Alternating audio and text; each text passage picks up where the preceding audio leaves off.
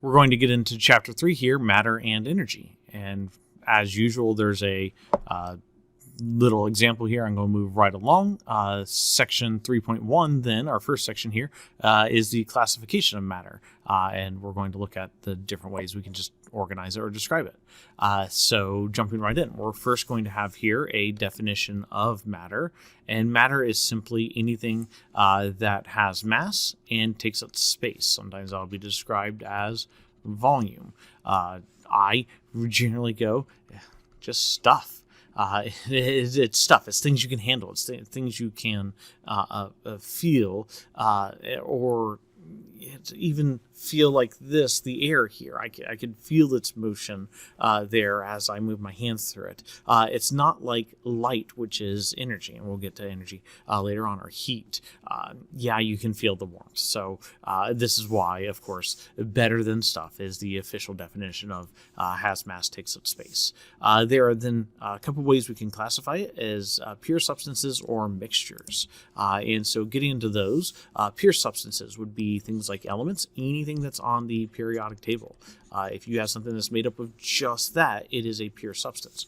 Or compounds, which are simple things made up of only elements from the periodic table in nice, neat combinations where they are bonded to one another. Water, of course, is just H2O. And so then we have here the oxygens and the two hydrogens coming off of that, and that's what makes our water. None of them are oriented in the correct direction here, but water always looks like Mickey Mouse, as a side note if you haven't seen that before. But elements and compounds, most of chemistry we're going to spend on this. We will get into a decent amount of what's called homogeneous mixtures. Specifically, that'll come up when we dissolve stuff, things called solutions. But homogeneous mixtures are evenly mixed. And that would include not only things dissolved that are like salt in water, that'd be salt water. That is a homogeneous mixture. Pretty much any beverage you have is going to be a homogeneous mixture. And then their example here, which is brass, which is an alloy. Alloys are also mixtures. They're just solid mixtures. Heterogeneous are uneven mixtures, so unevenly mixed. And this would be like the copper sinking down here to the bottom. The copper is not dissolving, it separates. With a heterogeneous mixture, it usually can separate. I think later on when we get to solutions, we'll talk about how there's some that kind of artificially stay mixed, but they are still heterogeneous. Think any food container that you have to shake up before you use it. Salad dressings are the classic example of things where you'll have it settled, especially if you have an oil and water-based, oil and vinegar-based salad dressing there. When you shake them up, you'll mix them. They are temporarily then will seem like a homogeneous mixture. In reality, it's still heterogeneous, and given time, it'll settle out. A mud puddle is a heterogeneous mixture. You splash in the mud puddle, you kick up the mud, it looks like muddy, it looks like it's homogeneous, but you give it time, it'll settle out. A solution, salt water, the salt never sinks down to the bottom. Yes, you've probably poured sugar into a drink and stirred it up, and then some of the sugar has settled down to the bottom. But the water tasted sweet. And when the water tasted sweet there, that means some of it is dissolved in there. And so technically what you have is both a homogeneous mixture of sugar water, or salt water would work as well, and then also the heterogeneous mixture of some solid sugar or solid salt sinking to the bottom because you added too much. It turns out there's a maximum amount you can dissolve. And we'll get to that later on in the chapter on solutions. This here then goes and defines these things specifically. So I'll take a moment with this one because there's a couple details here. An element would be it's only composed of one type of atom. So for example, the aluminum can here is just aluminum atoms. And a compound is two or more elements combined in the same proportion. And so we have what we call simple whole number ratios there. And of course, inside the aluminum can there is probably some beverage, a pop or a soda, whichever you prefer. And so you're going to have water in there. You're going to have carbonation. And that's going to be dissolved in the water. You're going to have sugar in there, probably in the form of sucrose or fructose, which would be H12O6. Not that the formulas here matter, but you're going to have nice, neat whole number ratios of just individual elements. Example of elements here are just some of the metals. Of course, there's plenty of things that aren't metals on the periodic table, although metals are by far the most common. Compounds, simple whole number ratios here, so hydrogen peroxide, table salt, sugar, water. There's all sorts of others. If we can write a chemical formula for it, it is a compound. Of course, if it's just one symbol for it, then it's a element rather than that. Table salt here. Take sodium metal, a explosive metal. It will react with water. It's soft enough to be cut with a knife, which I know sounds super weird for a metal, but it does. Drop it in water, it reacts, usually will catch on fire, and absolutely fascinating reaction. Chlorine. Chlorine gas is a pale yellow-green gas and is toxic to breathe in. But if you take sodium metal, which is just sodium atoms, and chlorine gas, which are two chlorine atoms bonded together, and you react the two of them, you produce table salt, which is a solid that is equal proportions of sodium and chlorine, one of each. You'll notice here that I had a Cl2 and I did some extra things there. That's something we'll get to later in the year called balancing a reaction equation, but it turns out that it takes twice as much sodium to react with the chlorine to produce two salt.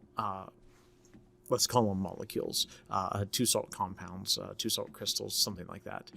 You don't need to worry about that right now. But the point here being is that we have elements becoming a compound in this particular case. And salt, of course, is essential to life. Now, most of us get too much salt in our diet, which can cause some health problems, but salt is absolutely essential.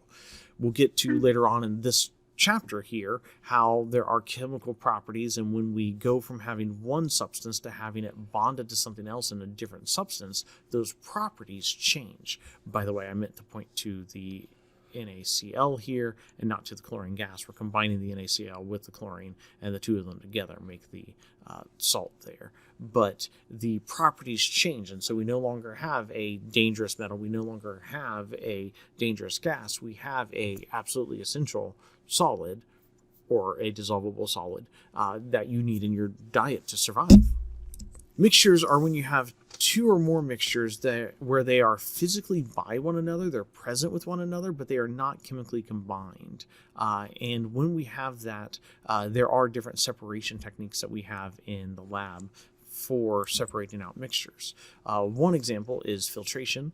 This works just like a coffee filter inside of a coffee pot. And so you have the mixture here, you pour the mixture in, and then the solid is left here, and the liquid flows through the filter paper and ends up down here. Another way is this is separating two things that are mixed together. Usually it's a liquid-liquid mixture. Your ink pens are that. It's usually a couple different things, something to dissolve that evaporates away, and one or more dyes in there, and you can separate those liquids using a process called chromatography. There's all sorts of other separation methods that we have as well.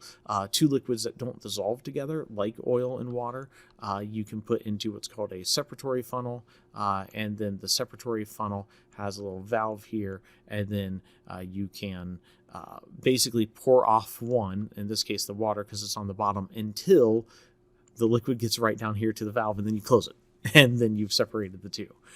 And there's another way when the two are mixed and they don't separate like that, but they have different boiling points. And so we have, say, water and a alcohol.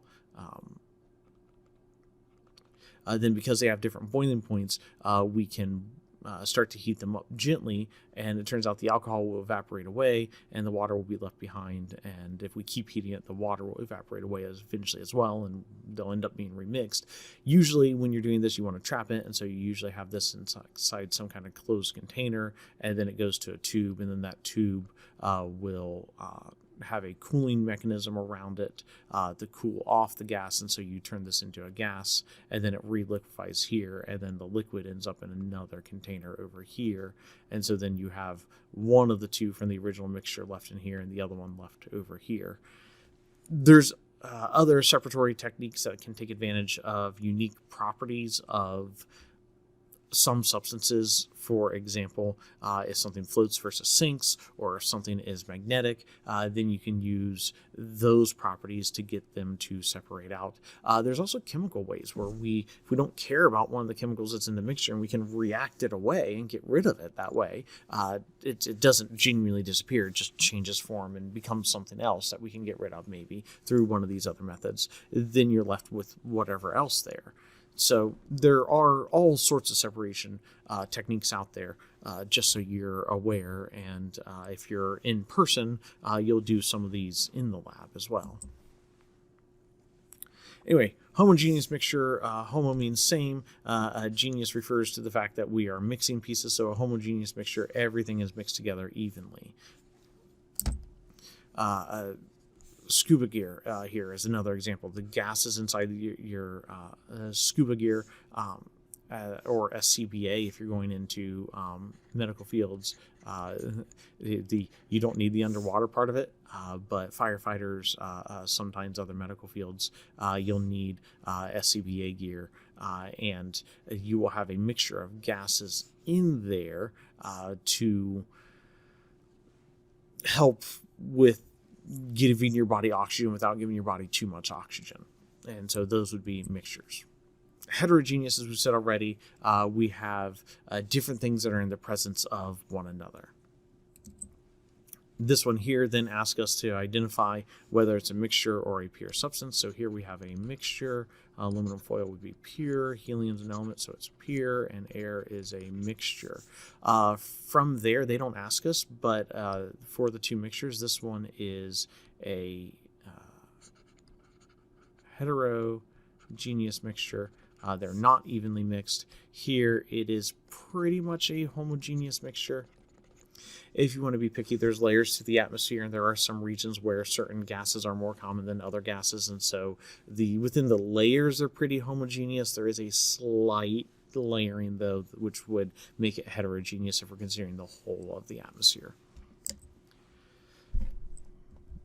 The next one here, these are all mixtures. They tell us that already, and we'll have to identify them as homogeneous or heterogeneous, so I'm just going to call that 1 and that 2.